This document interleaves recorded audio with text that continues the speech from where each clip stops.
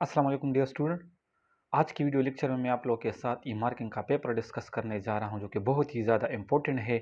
और अक्सर स्टूडेंट को ई मार्किंग के पेपर को अटेम्प्ट करने में तरह तरह के प्रॉब्लम होते हैं। तो इंशाल्लाह आज की वीडियो में जितनी भी प्रॉब्लम्स है वो सारे के सारे सॉल्व हो ही जाएंगे। सो सबसे पहले हम ई मार्किंग के पेपर की जो फ़ायदे हैं उस पर बात करेंगे कि ई मार्किंग के पेपर का असल फ़ायदा क्या है। तो देखो, इससे पहले जब भी आप लोग के पेपर बोर्ड की तरफ जाते थे तो उधर उसको मैन्युअली यानी हार्ड फॉर्म में अपने साथ रिकॉर्ड में रखते थे। अब ई मार्किंग के पेपर का जो असल फ़ायदा है वो ये है कि आप लोग की पेपर को उधर वहाँ पर स्कैन करके अपने साथ शॉर्ट फॉर्म में रिकॉर्ड में रख सकते हैं, जो कि उसके बाद आप लोगों का जो पेपर है वो कंप्यूटराइज फॉर्म में यानी शॉर्ट फॉर्म में उसके साथ आ ही जाते हैं। दूसरा फ़ायदा इसका ये है कि ई मार्किंग के पेपर में हर एक स्टूडेंट के पेपर का एक क्यूआर कोड होता है। फिर अगर आपने या किसी भी स्टूडेंट ने अपने पेपर को रीचेकिंग उसका करना है तो वो क्यूआर कोड दे के आसानी के साथ आप लोग का जो पेपर है वो अपने साथ जो सॉफ्ट फॉर्म में रिकॉर्ड है उससे निकाल सकते हैं। तो आइए जाते हैं अब अपनी जो ई मार्किंग पेपर है उसका एग्जाम्पल है मेरे साथ, उसी से मज़ीद आप लोगों को मैं समझाने की कोशिश करूँगा। अच्छा डियर स्टूडेंट, ये हमारे पास वो ई मार्किंग पेपर है। अब इस पेपर को डिटेल से हम समझने की कोशिश करेंगे। ई मार्किंग पेपर का ये हमारे पास क्या है, मेन पेज है। मेन पेज को समझने से पहले हम कुछ जो ज़रूरी इंस्ट्रक्शन है जो कि कैंडिडेट्स के लिए, स्टूडेंट के लिए जो इंस्ट्रक्शन है उसको समझने की कोशिश करते हैं। So important instruction. अब इसमें से जो सबसे पहला इंस्ट्रक्शन है वो बहुत ही ज़्यादा ज़रूरी है, यानी बहुत ही ज़्यादा इम्पोर्टेंट है।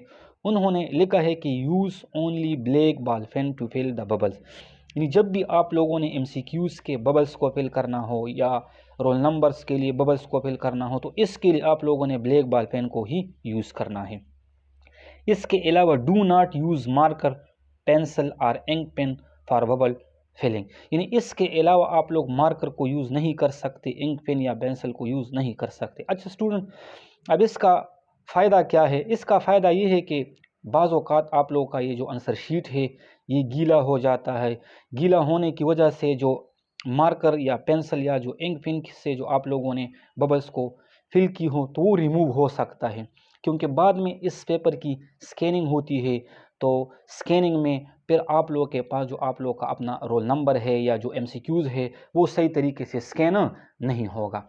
अच्छा, फिर उसके बाद ये बाकी जितने भी इंस्ट्रक्शन हैं उसकी तरफ हम आते हैं और इसको हम मेन पेज से समझने की कोशिश करते हैं। तो ये आप लोगों का वो मेन पेज है।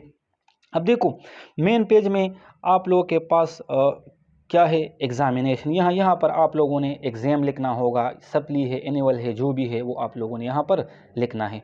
फिर उसके बाद यहाँ पर आप लोगों ने डेट को मेंशन करना है। डेट को मेंशन करने के बाद ये वो ऑप्शन है आप लोगों के लिए रोल नंबर के लिए। तो रोल नंबर आप लोगों ने यहाँ पर क्या करना होगा, सबसे पहले इन स्क्वायर ब्रैकेट्स में आप लोगों ने अपना रोल नंबर लिखना होगा।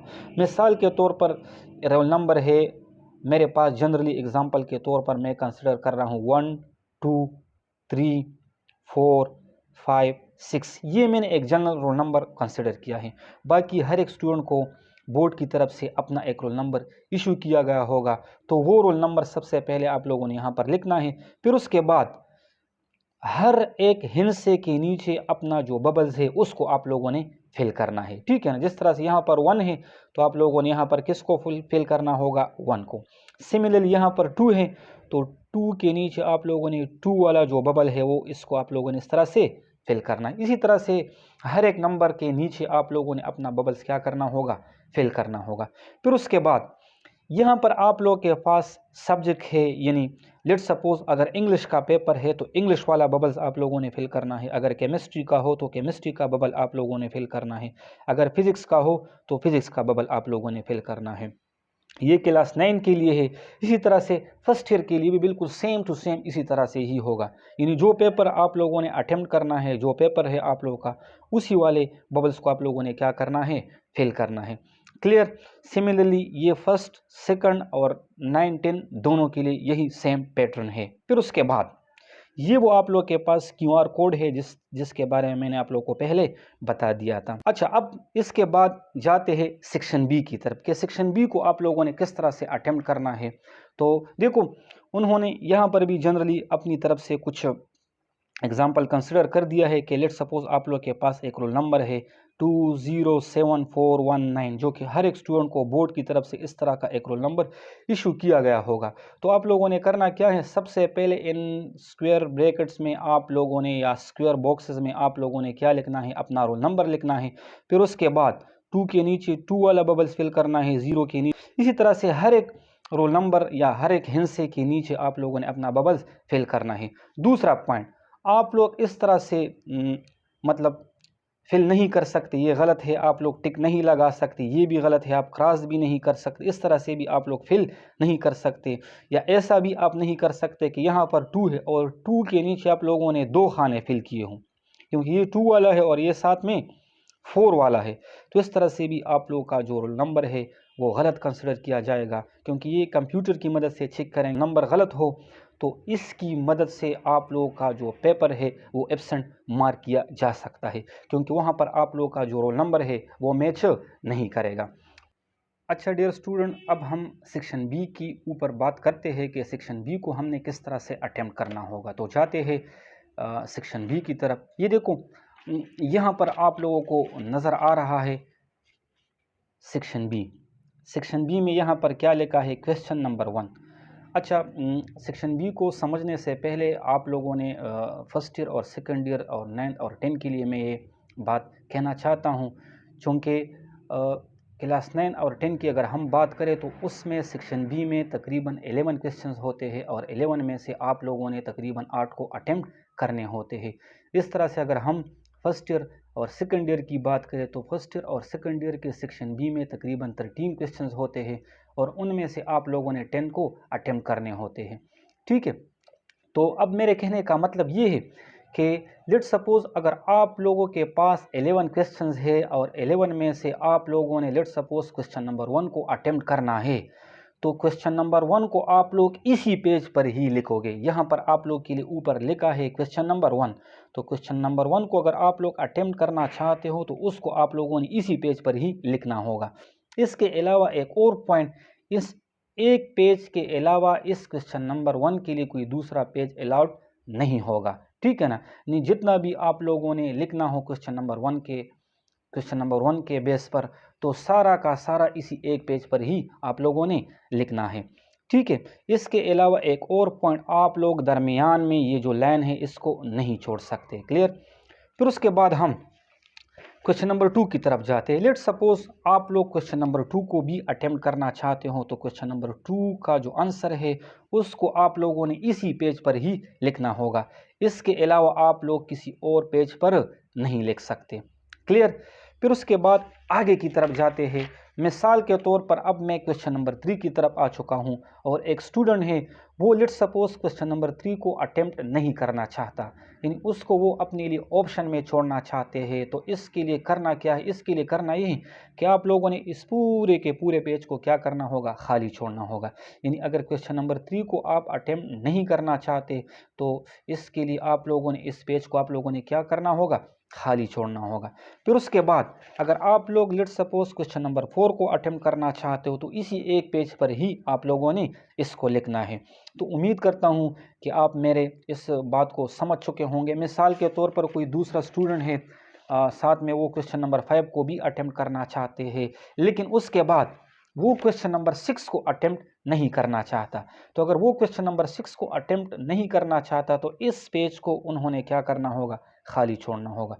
सो उम्मीद करता हूँ कि आप लोग मेरे इस कॉन्सेप्ट को समझ चुके होंगे।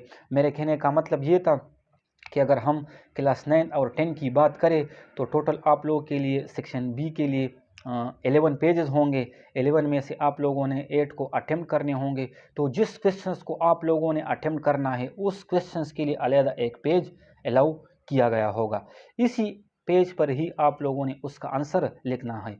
इसके अलावा जिस क्वेश्चंस को आप लोग अटेम्प्ट नहीं करना चाहते तो उस क्वेश्चन नंबर पेज को आप लोगों ने क्या करना होगा, खाली छोड़ना होगा।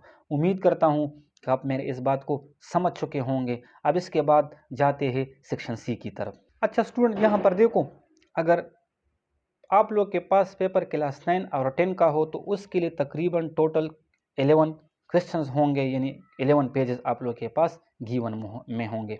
लेकिन इसके अलावा अगर ये फर्स्ट ईयर और सेकंड ईयर का पेपर हो तो सेक्शन बी के लिए आप लोगों के पास साथ में क्वेश्चन नंबर 12 और 13 के लिए भी जगह होगा।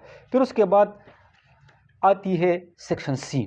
देखो, सेक्शन सी को समझने से पहले यहाँ पर आप लोगों को नज़र आ रहा है क्वेश्चन नंबर 12। चूँकि ये क्लास 9 का सैम्पल पेपर है तो याद रखना आप लोग के पास 11 क्वेश्चन सेक्शन बी में होंगे। सेक्शन सी में आप लोग का जो पहला क्वेश्चन है वो आप लोग का क्वेश्चन नंबर 12 कंसिडर किया जाएगा। अगर हम फर्स्ट ईयर और सेकंड ईयर की बात करें तो उसका जो सेक्शन सी का पहला क्वेश्चन है वो क्वेश्चन नंबर 14 कंसिडर किया जाएगा।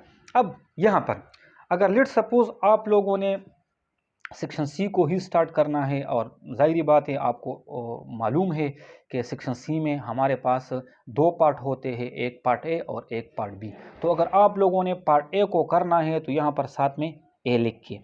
फिर उसके बाद मिसाल के तौर पर आप सेक्शन सी का पहला क्वेश्चन अटेम्प्ट करना चाहते हो तो उसके लिए आप लोगों के पास तकरीबन 1 से लेकर 4 यानी 1 से लेकर 4 पेजेस आप लोगों के लिए जीवन में होंगे। ये मैं 9 और 10 का जिक्र कर रहा हूँ। अगर फर्स्ट ईयर और सेकंड ईयर की बात करें तो वहाँ पर सेक्शन सी के लिए 1 से लेकर यानी 1 से लेकर 6 पेजेस जीवन में होंगे। तो सेक्शन सी के लिए 9th में या 10th में तकरीबन 4 पेजेस होंगे एक क्वेश्चन के लिए।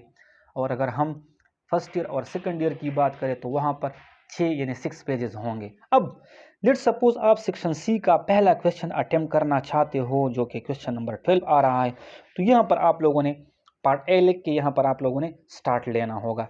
फिर उसके बाद आप लोगों ने लेट सपोज इस पेज पर लिखा, ये जो है ना इसी क्वेश्चन के लिए दूसरा पेज होगा, ये तीसरा पेज होगा और ये साथ में चौथा पेज होगा, यानी 4 पेजेस आप लोगों के लिए एक क्वेश्चन के लिए गिवन में होंगे। इसके अलावा इन 4 पेजेस के अलावा उस क्वेश्चन का आंसर किसी और पेज पर आप नहीं लिख सकते। क्लियर?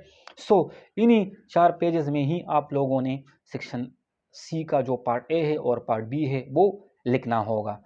फिर उसके बाद मिसाल के तौर पर सेक्शन सी में भी टोटल 4 क्वेश्चन होते हैं, उनमें से आप लोगों ने 3 को अटेम्प्ट करने होते हैं। तो मिसाल के तौर पर आप लोग सेकंड क्वेश्चन सेक्शन सी का अटेम्प्ट नहीं करना चाहते, जो कि आप लोग के पास वो क्वेश्चन नंबर 13 होगा। अगर इसको आप लोग अटेम्प्ट नहीं करना चाहते तो इनके जितने भी पेजेस है, इस क्वेश्चन नंबर 13 के जितने भी पेजेस है उनको आप लोगों ने खाली छोड़ना होगा। जिस तरह से ये पेज है इसको खाली छोड़ के, फिर उसके बाद ये जो पेज है इसको भी आप लोगों ने खाली ही छोड़ना होगा। फिर उसके बाद अगर हम इस पेजेस की बात करें, ये भी आप लोगों ने खाली छोड़ना होगा। इसके बाद ये वाला जो पेज है इसको भी आप लोगों ने खाली छोड़ना होगा। यानी ये जो 4 पेजेस है, इस क्वेश्चन नंबर 13 को अगर आप अटेम्प्ट नहीं करना चाहते तो इन 4 पेजेस को आप लोगों ने खाली छोड़ने होंगे। फिर उसके बाद आप लोग अगर क्वेश्चन नंबर 14 को अटेम्प्ट करना चाहते हो तो यहाँ पर आप लोगों ने पार्ट ए लिख के, यानी जो भी पार्ट आप लोग अटेम्प्ट करना चाहते हो तो वो लिख के फिर उसके बाद आप लोगों ने स्टार्ट लेना होगा। और इसी के लिए आप लोगों के पास कितने पेजेस गिवन में होंगे? 4। तो 9 और 10 में 4 पेजेस गिवन में होंगे सेक्शन सी के एक क्वेश्चन के लिए। उन्हीं 4 पेजेस में ही आप लोगों ने लिखना होगा। इसके अलावा आप इससे ज़्यादा नहीं लिख सकते क्योंकि और पेजेस आप लोगों के पास नहीं होंगे। अगर हम फर्स्ट ईयर और सेकंड ईयर की बात करें तो फर्स्ट ईयर और सेकंड ईयर में तकरीबन 6 पेजेस एक ही क्वेश्चन के लिए गिवन में होंगे। अगर हम सेक्शन सी की बात करें तो इन्हीं 6 पेजेस में ही आप लोगों ने क्या करना होगा? उस सेक्शन सी को लिखना होगा। इसके अलावा आप इससे ज़्यादा नहीं लिख सकते। सो उम्मीद करता हूँ कि आप मेरे इस बात को समझ चुके होंगे, जो मेरे कहने का मतलब था। उम्मीद करता हूँ कि आप लोग समझ चुके होंगे। इसके अलावा जो भी इस पेपर के लिहाज से आप लोगों के माइंड में क्वेश्चंस आ रहा हो तो आप मुझसे कमेंट्स में पूछ सकते हो। इंशाल्लाह मैं आप लोगों को आंसर ज़रूर करूँगा। वस्सलाम।